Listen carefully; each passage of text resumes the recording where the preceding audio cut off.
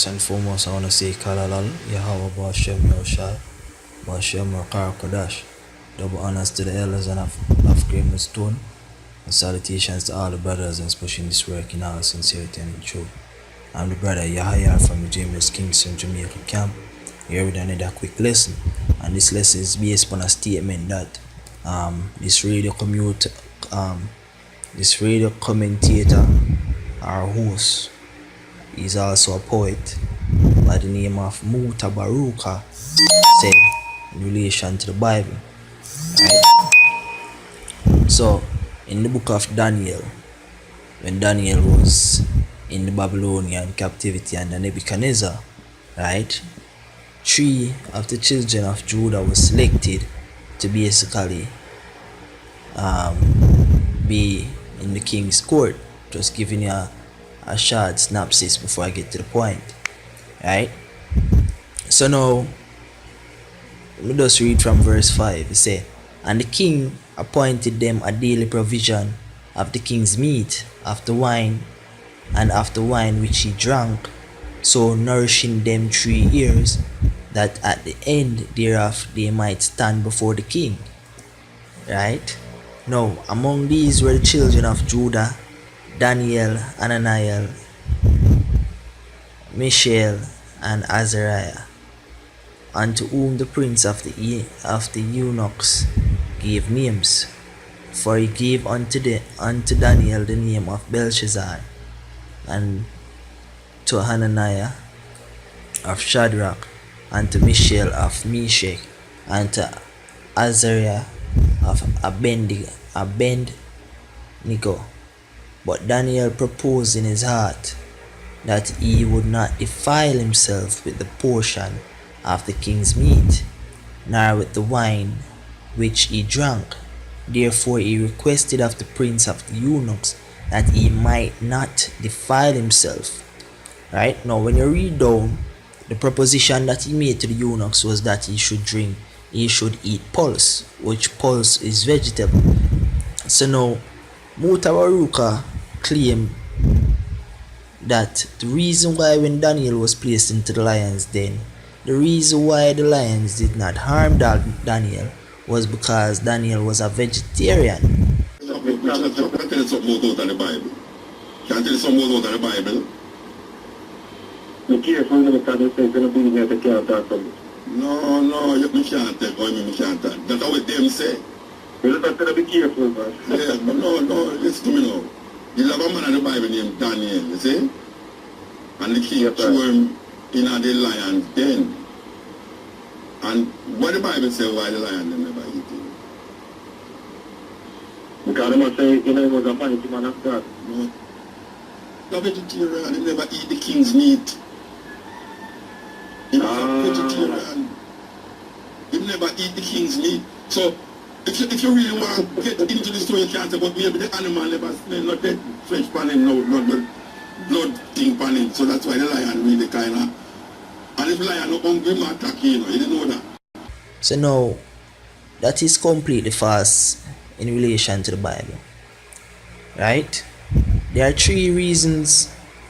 a couple reasons why Daniel refused to eat the king's meat. Now, when you look into the scriptures, they say that he would not defile himself with the portions of the king's meat. If you know anything about history, this is speaking in the king at the time was the king of Babylon, which is an heathenistic king. So that king doesn't follow the laws of the Israelites. Now the laws of the Israelites, the dietary law of the Israelites, in according to Leviticus chapter 11, I'm going to start at verse 45. It says, "For I am the Lord that bringeth you up out of the land of Egypt to be your God.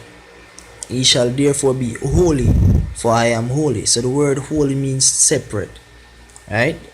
So it's supposed to be separate from all other nations. So therefore the Father provide the Israelites with a dietary law. He said, "This is the law of the beast and of the fowl and of every living creature that moveth in the waters, and of every creature that creepeth upon the earth, to make a difference between the unclean and the clean." and between the beast that may be eaten and the beast that may not be eaten. So obviously, this is one of the reasons why Daniel refused to eat of the king's meat, right? Because the Edens were partakers of unclean meals, right? Now, another reason why Daniel might have decided to refuse of the king's meat was for conscience sake, which is made reference to in 1 Corinthians chapter 10, starting at verse 19. It says, "What say I then? That the idol is anything, or that which is offered in sacrifice to idols is anything? Because heathen nations worship idols. They don't worship the true God, Yahweh Bashem Yahushai. Because the true God is the God of Israel, and his name reside in the house of Israel," right? So it says, "What say I then, that the idol is anything, or that which is offered in sacrifice to idols is anything?" So Paul is explaining that an idol is nothing in comparison to the true one and true living God. Continuing, "But I say that the things which the Gentiles sacrifice, they sacrifice to devils," the word devil means deceiver, "and not to God," right? "And I would not that he should have fellowship with devils. He cannot drink the cup of the Lord and the cup of devils. He cannot be partakers of the Lord's table and of the table of devils. Do we provoke the Lord to jealousy? Are we stronger than he?"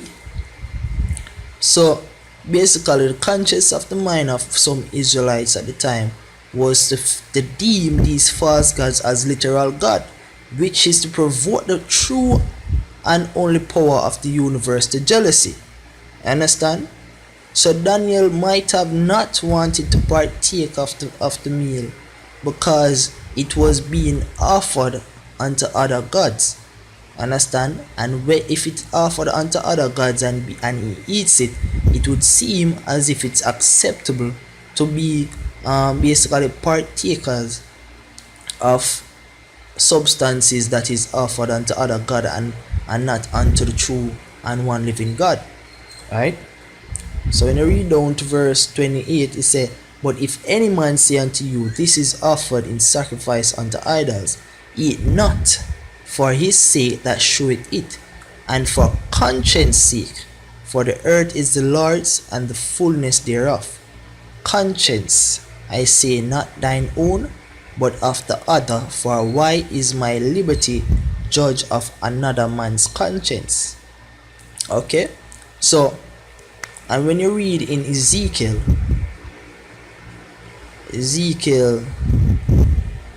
chapter 4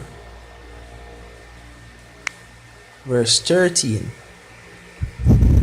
it says, "And the Lord said, Even thus shall the children of Israel eat their defiled bread among the Gentiles, whither I will drive them." The defiled bread is basically defiled foods which are mixed and mingled with unclean substances. Continuing, "Then said I, Lord God, behold, my soul had not been polluted, for from my youth up even till now have I not eaten of that which died of itself, or is torn in pieces, neither came there abominable flesh into my mouth, which this scripture is in alliance with the dietary laws." So now those are some of the reasons why Daniel would not want to partake of the king's meat, because it would pollute him. Okay, now Daniel Muta stated that Daniel was a vegan.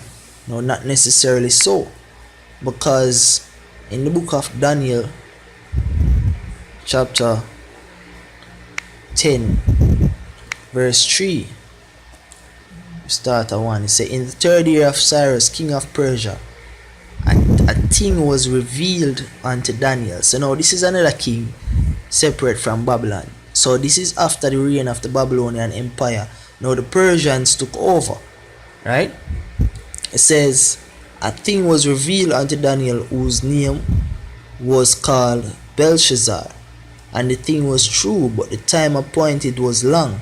And he understood the thing and had understanding of the vision. In those days I, Daniel, was mourning 3 full weeks.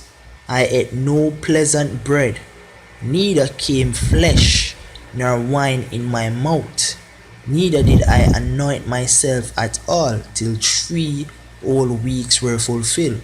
Now, when you're fasting from something. You basically is an abstinence from particular pleasures such as food. Now, Daniel said that he neither eat pleasant bread, neither came flesh nor wine in his mouth.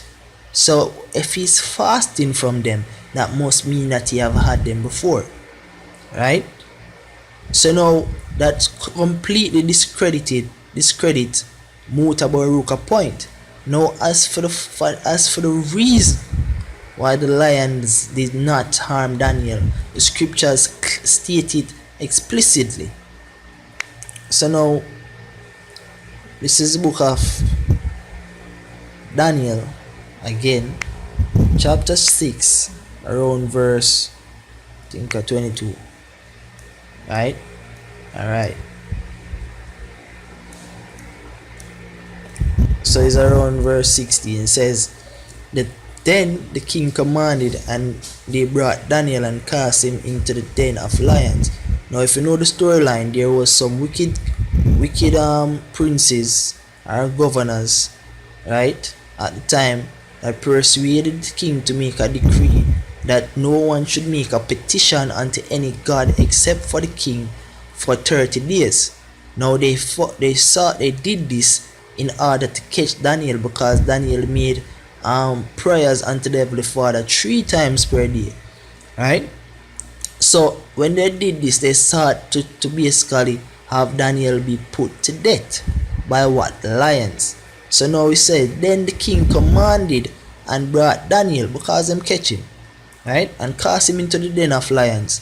Now the king spake and said unto Daniel, thy God whom thou servest continually, he will deliver thee. And a stone was brought and laid upon the mount of the tent of the den, and the king sealed it with his own signet and with the signet of his lords, that the purpose might not be changed concerning Daniel. Then the king went to his palace and passed the night fasting, neither were instruments of music brought before him, and his sleep went from him. Then the king arose very early in the morning and went in haste unto the den of lions. And when he came to the den, he cried with a lamentable voice unto Daniel. And the king spake unto Daniel, and the king spake and said to Daniel, O Daniel, servant of the living God, is thy God, whom thou servest continually, able to deliver thee from the lions? Then said Daniel unto the king, O king, live forever. For my God had sent his angel and had shut the lions' mouths, that they should not hurt me.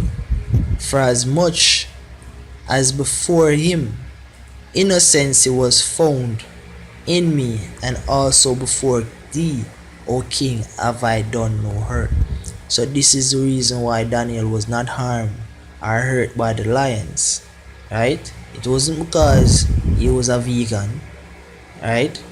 Why he was hurt by the lion. And the significance of this is to demonstrate the powers of the Heavenly Father, stating that the reason was merely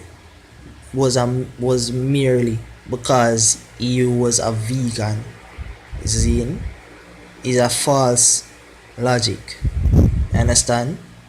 And you're removing the glory from who the glory is supposed to be given to, which is the Heavenly Father, Yahweh, right? Which is the true name of the Father, and the true name of the Son is Yahushai, right? And with that said, I hope this lesson was edifying unto elect. Shalom.